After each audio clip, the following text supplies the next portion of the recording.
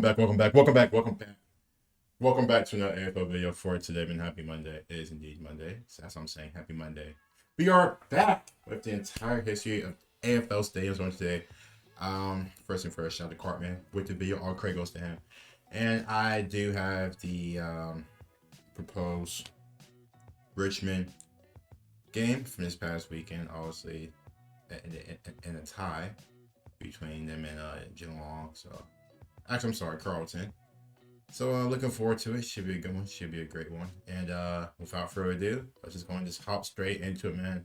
Checking the old stadiums. So going back to the late 1800s to now the present time. So we are going to see the evolution of just what changed.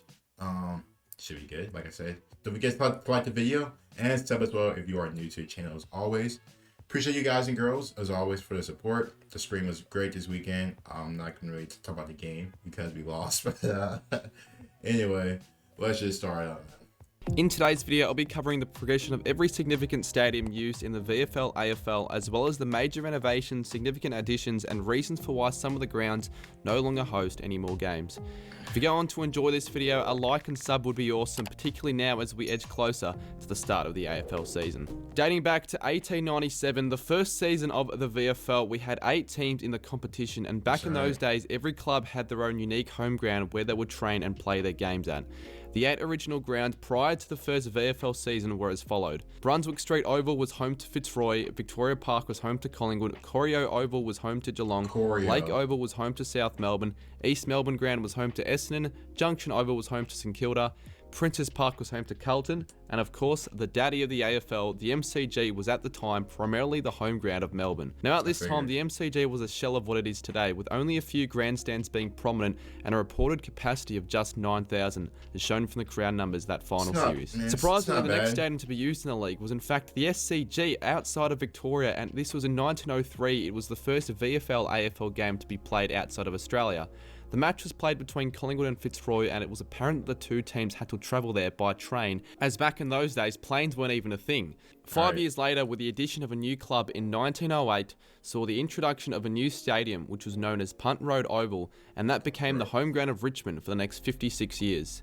In 1921, East Melbourne Ground played its last game after 25 seasons in the VFL. It got demolished the year after to make way for an extension of the Jollymont Yard railway sidings and is now in the area where Yarra Park is situated. As a result to the Bombers in 1922, they needed to find a new home venue, and the decision was to relocate to Windy Hill, which is a suburban ground the Bombers are best known for playing at. The ground was in use by the reserves team in the previous seasons before, and the Bombers would play here for the next 70 years. 3 years later, with the arrival of 3 new teams in the VFL, we also saw the introduction of 3 new grounds in the league. Hawthorn would play their home games at Glenfrey Oval, North Melbourne would host their home games at Arden Street Oval, and the Western Bulldogs would call the Western Oval their home. I like the Western Oval, even though it's my first time seeing all these stadiums stuff like that, which is actually pretty cool. I think the good thing about the Western Oval, which is cool to me, is that you can just watch the games for free. You can just, because it's basically in the middle of a neighborhood, it seems like. So obviously teams will come in, the players, stuff like that, so they'll be around. If I lived right here, stuff like that, I can just go on my roof. Actually, I don't know because this building is in the way. But I could just over here, I could just go on the top of my building, top of my house, and watch the AFL for free. You know what I mean? No tickets, have some snacks, have some drinks, kick back, probably bring a chair up there, and watch the game, man. No worries. Easy, all 3 of these grounds were work. homes of these clubs when they were in the VFA before they moved to the VFL. Now, over the spanning of World War II, starting from 1941, various grounds around Victoria were forced to be put out of use as they were being used by the army for military purposes during World War II. In 1941, the Cats first began playing games at Cardinia Park as it was initially used as a temporary venue due to World War II as the club were forced to move out of Corio Oval. However, in 1944, the supporters of Cardinia Park were actually held in higher regard and the Cats have been using that ground ever since. Again, in the 1942 season, Junction Oval was being vacated by the military, so the Saints were forced to host games at Toorak Park for the next 2 seasons. They only hosted 13 games at the ground thanks to a shorter fixture over the 1941 and 1942 season.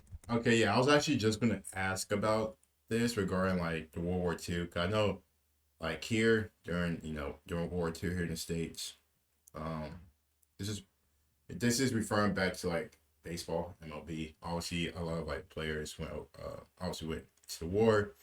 So like, if I like remember correctly, like our baseball season was kind of weird because a lot of our like big time players and just players just in general obviously fought overseas. So I was thinking that's how it was here as well. Obviously, like just a lot of like AFL players, I would assume went to fight overseas, whatever stuff like that, because only 11 of the league's 12 clubs competed during the peak of World War II.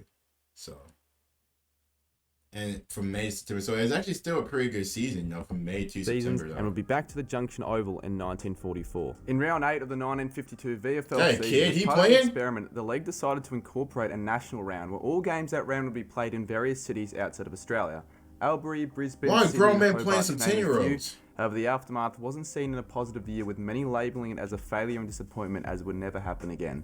In 1955, the construction of the MCG's new Northern Stand, renamed the Olympic Stand, was completed with a capacity of 43,200, and it would last for the next 50 years until it was demolished to make way for the new Northern Stand ahead of 2006. Now, ahead of the 1965 VFL season, the Saints decided to move out of the Junction Oval after playing there for 68 years due to wanting to operate its own venue as opposed to being a tenant from another club. They made the switch in 1965 to the new Moorabbin Oval, and the following year they would go on to win their first and only premiership. The 1966 season also saw Fitzroy host their last ever game at Brunswick Street Oval, as they were unable to achieve a satisfactory lease from the Fitzroy Council at the time. For the next 30 years, unfortunately for Fitzroy, they didn't have their own proper home tenants and would play their home grounds at various grounds throughout Melbourne, such as Princess Park, Victoria Park and the Whitten Oval. In hopes to replace the current MCG as the league's new home of football, a new neutral-based stadium was built known as Waverley Park, also known as VFL Park, and first held games in the 1970 VFL season. The ground was initially a neutral venue for all sides, and at one stage there were proposed plans to upgrade the ground to host up to 157,000 spectators. That would have made it the largest stadium at the time in the world. Of course, as we all know, this didn't end up happening. That's like a freaking NFL stadium, American football stadium. The grand final. 3 years later, in 1973, the 1973 season saw the last game played at the Glenfrey Oval as it was deemed unfit for service, and the Hawks would then have to call Princess Park the home and shared it with Carlton for the next. So if Glenfrey, obviously, which is like a legendary park, if it was unfit, couldn't they just renovate it? Just change some stuff up during the offseason, stuff like that? Because I mean, that just makes sense, right? I mean, when that just makes sense. 17 years. Then in 1981, the Gabba of all stadiums first came into use for a VFL AFL game held between Hawthorn and Essendon. This was during a time where the VFL looked to develop the league interstate through hosting several games at the SCG and the Gabba during this time. In the same year, with the South Melbourne relocation to the Sydney Swans, the Lakeside Stadium no longer came into use, with the last VFL game at the venue being hosted in 1981. Since then, the stadium has now been transformed into a soccer pitch/athletics track. The SCG then became a permanently used home ground in 1982 for the Sydney Swans, and during this time the ground still had an old concrete scoreboard which was replaced a year later. Also in 1982 saw the first video replay screen scoreboard in the league, and it was the 5th in the world at the time. It changed the way spectators were able to view the game and replaced the old MCG scoreboard, which has been relocated to Manuka. 2 years later, in 1984, the final game at Junction Oval was to be played, with Fitzroy being the home tenants of this ground since 1970. But then they had to move their home grounds in 1985 to Victoria Park due to being evicted from the ground, and this was around the period where Fitzroy was struggling financially. 1984 saw the erection of the famous and iconic MCG light towers. Each were 84 metres tall, and saw the first VFL AFL games played under lights in 1985. The following year, in 1985, Arden Street Oval was the next to the suburban grounds to have to say goodbye, and this is simply... Do y'all prefer going to games at night or during the day? Let me know in the comments down below. Due to the expanding of the league and the ground simply not enough of a capacity to continue hosting games, as the Roos would move to the much bigger MCG the following season. In 1987, we saw the birth of 3 new AFL stadiums into the league due to the league's expansion into more states throughout the country. Of the 3 stadiums, one of them was newly built, which was known as Carrara Stadium on the Gold Coast for the newly introduced side in the Brisbane Bears. The original Carrara Stadium had a seating capacity of approximately 22,000, And with the Eagles also entering the league, 2 new stadiums were introduced into the league for themselves, in both the WACA and Subiaco Oval, which were formerly used for cricket and AFL games respectively. In 1991, as the league continued to expand to eventually become the AFL, it saw the introduction of a new stadium in Adelaide known as Football Park. This venue previously hosted Sandful games and remained relatively unchanged over the course of its playing days in the AFL. Park. The Gabba would also start to begin hosting games again, however this time as a permanent home fixture for the new Brisbane Bears. The ground would undergo a renovation in 1993 to become an all-seater stadium, and that same year saw the Bears fully transition from Carrara to the Gabba, with it still being in use today. At the commencement of 1993, the Bears moved from Carrara on the Gold Coast to the famous Gabba cricket ground here in Brisbane. The same year, also in 1991, saw the famous Windy Hill being used for the last time after being in use for the previous 70 seasons. However, a poll was then conducted and then made to members of the Bombers ahead of the 1992 season to relocate to the MCG in order to increase crowd numbers. The club continued to use the ground as a training base until in 2013, where they relocated to a new facility known as the Hangar. This began the period where suburban grounds started to become used less and less, as in the 1990s the AFL's ground consolidation policy forced clubs away from their traditional home grounds, mainly due to the lower crowd capacities, inability to maintain, and the high cost associated. These exact reasons forced the Saints to cease games at Moorabbin in 1992 and instead play their home games at Waverley before they moved to the Docklands. We also saw in the same year the final completion of the MCG's Great Southern Stand, which took 3 years to complete, holding 47,500 people, and we started to see the forming of the current MCG take shape. The Western Oval, also known as the Whitten Oval, then became the next suburban ground to play its final AFL game, this time in 1997. At the time, the Fitzroy Lions played their final few seasons here before the merge, and as a result of this, the Bulldogs moved their primary home games to Princes Park, with the final farewell game being played between the Dogs and the Eagles in 1997, attracting 26,704 fans. We then saw the first AFL game held in Canberra at Manuka Oval the following season, with North Melbourne hosting a total of 18 games here over the next 9 seasons. The following year in 1999, the final game at Victoria Park was played after Collingwood slowly started shifting more of their home games towards the MCG. It also saw the departure of Waverley Park. So the main thing I've noticed that the MCG has been like the top dog for a minute. Like the MCG is like the amount of teams that have like played games there, not just grand final, but like just regular season games there as well, is pretty spectacular. You know, I think the MCG means a lot to the AFL and also fans, players as well. Like just the meaning, like the history behind stuff like that. Like it's with it being out of use to make way for the newly built Dockland Stadium. In 2000, we saw the birth of a brand new first of its kind Dockland Stadium, which included a retractable roof, which is the first of its kind for an AFL stadium. The WACA also saw its last AFL game played here, as all games for the years following were moved to Subiaco.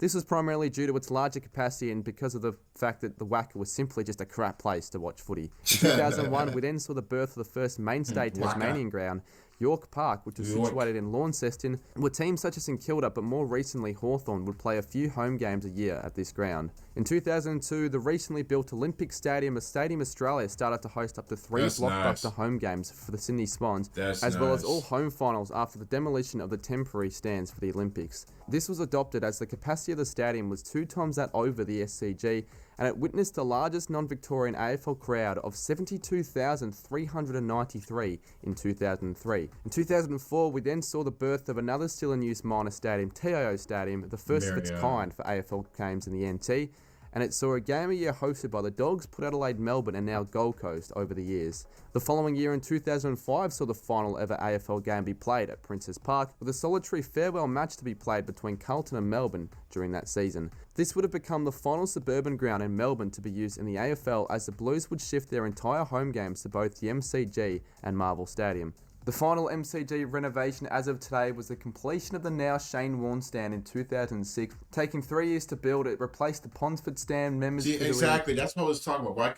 Why couldn't they just do that for the previous stadium? Instead of just taking it down, couldn't y'all just renovate it? Y'all did to MCG. You know what I mean? Like an Olympic stand and completing the formation of the current day MCG. It wouldn't be until 2011, 7 years later, where a new stadium was introduced into the AFL, seeing the first AFL games played at TO, Traeger Park and the Adelaide Oval. The same year also saw Carrara Stadium become an official home ground again, as the ground underwent a $126 million redevelopment, providing a suitable ground for the new side at the Gold Coast Suns. That's what's Tasmania's second AFL stadium was first put in use in 2012 as Bellerive Oval and would host a handful of North Melbourne home games every year. As well in 2012, the arrival of the GWS Giants also saw the arrival of a new venue in Sydney known as the Sydney Showground Stadium. Yeah. The following year, as part of the AFL's push to become international, the first AFL game held outside of Australia was hosted, and it was to be hosted in New Zealand. The same year also saw the departure of Football Park to make way for the newly renovated Adelaide Oval, which previously only held one AFL game from a capacity of 19,000 to 53,350. Football Park would become demolished only a few years later, and in 2014, on top of the beginning of the new Adelaide Oval, 2014 also saw AFL games begin to be played at Alice Springs at TIO Traeger Park. And in 2017, the AFL played its second game outside of Australia, this time held in China at Zhangwan Stadium, as well as the first game at Ma Stadium in Ballarat. It also saw the farewell of the iconic Subiaco Oval, which had a 30-year history as an AFL ground, to clear the way for Perth's new state-of-the-art $820 million stadium, which opened in 2018 and is currently the third largest ground in the country with a... Okay, can I just give a big shout out to Perth Stadium? Look how freaking amazing that is. Like, Perth Stadium is the biggest LED stadium in the whole world, is said. Dude, that stadium looked nice. That stadium looked really capacity nice. Of over 60,000. Really nice. After the coronavirus cancelled the upcoming China fixture in 2020, the AFL stopped with their pursuit in playing footy in China, as it ultimately was a failure. Ahead of the AFL's new Gather Round, which sees every game played in a certain city during a single round in 2023, Adelaide's Gather Round will see AFL footy played for the first time at Norwood Oval, as well as the Adelaide Hills being situated in the middle of nowhere. Well, there you go, the complete history and evolution of the AFL stadium since the first season of the VFL, broken down in just 12 minutes. Let me know, what is your favourite stadium that I've mentioned in this video? Is it one that is still in use today, or perhaps one of the older suburban... The biggest freaking one in the freaking world, the LED one, which is a freaking amazing Perth Stadium. I think the biggest thing for me is just how far it came from 6, 7, 8,000 stadiums to, you know, obviously having to switch to World War II, to having 3 or 4 teams having to share a stadium. And then now, I still would like to see like each team have like their own stadium. As if I'm correct, I still do think like some teams, like 1, 2 teams, do share a stadium, stuff like that. But that was a lot of stadiums. That was a lot of stadiums. They were all nice. Definitely, I'm gonna have to rewatch this on my own time as well. But I learned a lot. Just knowing the stadium, stuff like that. You guys let me know what was your favorite stadium in the comments down below. Don't forget to like the video, sub as well as always. Take care. Stay amazing. Peace.